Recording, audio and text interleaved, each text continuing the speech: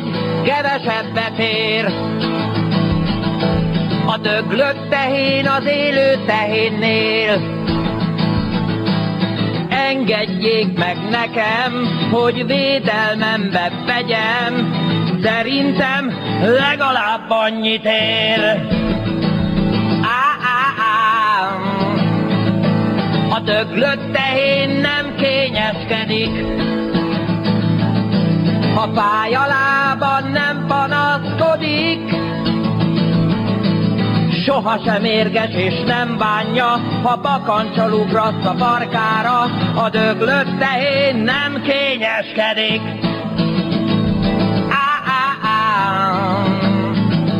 A döglött tehén jó indulatú,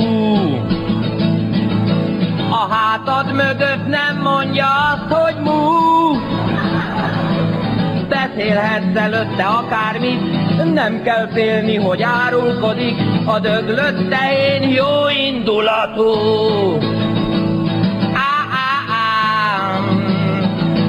Ha kérdezik, hogy mi a kedvenc állatod, ha bátor vagy, s a véleményed vállalod, mondd azt, amit én, a döglött tehén.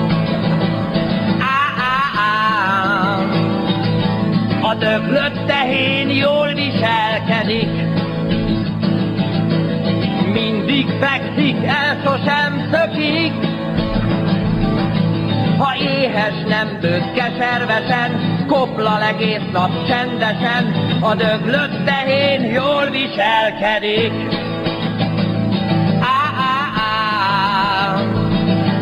A döglött tehén majdnem hibátlan,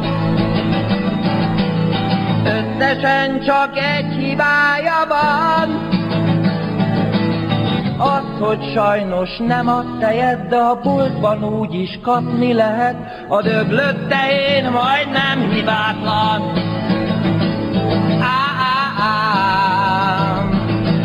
Ha kérdezik, hogy mi a kedvenc állatod, ha bátor vagy, a véleményed vállalod, mondd azt, amit én, a döglött tehén. Mondd azt, amit én, a döglött tehén.